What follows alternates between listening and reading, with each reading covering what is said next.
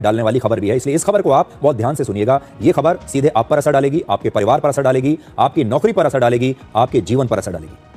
क्या इस युद्ध की वजह से पूरी दुनिया में कोविड जैसी स्थिति बन सकती है? जब पूरी दुनिया ठहर गई थी, जरा कोविड के जमाने को याद करके देखिए, आप डर जाएंगे। और यह सवाल हम इसलिए कर रहे हैं क्योंकि रशिया के राष्ट्रपति व्लादिमीर पुतिन ने आज कहा है कि ईरान युद्ध से पूरी दुनिया में कोविड महामारी जैसा आर्थिक संकट पैदा हो जाएगा जो पूरी दुनिया की अर्थव्यवस्था को हिला देगा। राष्ट्रपति पुतिन ने यह भी कहा है कि इस युद्ध से पूरी दुनिया को कितना नुकसान होगा उसकी भविष्यवाणी अभी इस समय नहीं की जा सकती, क्योंकि जो देश इस युद्ध में शामिल हैं उन्हें भी इस युद्ध से होने वाले नुकसान का अंदाजा इस समय नहीं है। तो क्या ईरान युद्ध से पूरी दुनिया में एक आर्थिक वर्ल्ड वॉर शुरू हो चुका है? क्या बहुत सारे देश इस युद्ध में शामिल नहीं है? पूरी दुनिया इस युद्ध को दूर से देख रही है, लेकिन इस युद्ध का असर अब पूरी दुनिया पर पड़ रहा है। आने को ईरान का कोई भी नेता तैयार नहीं है।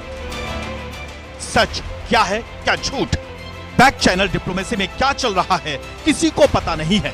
उसी बीच एक खबर आई, ईरान के supreme leader Mojtaba Khamenei America से बातचीत को तैयार। ईरान की शर्तों पर समझौता तो खामेनी युद्ध खत्म कर देंगे।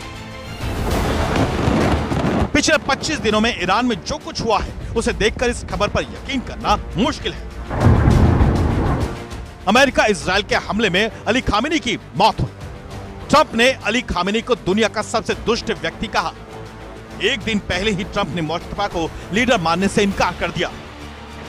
ईरान ये पूरा युद्ध अली खामेनी की हत्या के बदले के लिए लड़ रहा है। मुज्तबा खामेनी ने सुप्रीम लीडर बनने के बाद अपने पहले बयान में यही बात कही थी। ऐसे में मुज्तबा बिना किसी मजबूत आधार के समझौते के लिए राजी होंगे ऐसा लगता नहीं है, वो भी तब जब ट्रंप अब भी ईरान में सत्ता परिवर्तन की बात कर रहे हैं। And who's in control of it? Will Iran still be able to control the flow of oil? Be jointly controlled. By who? Maybe me. Me and ऊर्जा और अन्य आवश्यक चीजों की आपूर्ति बिना किसी रुकावट के जारी रहे।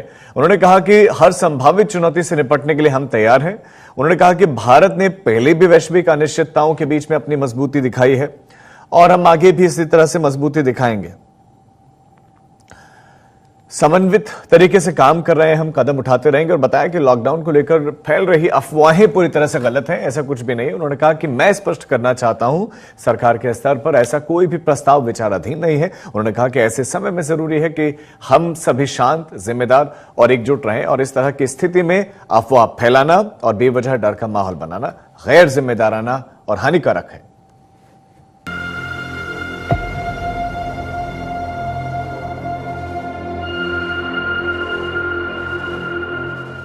ईरान और अमेरिका इजराइल के बीच छिड़े युद्ध का असर अब पूरी दुनिया पर पड़ने लगा है।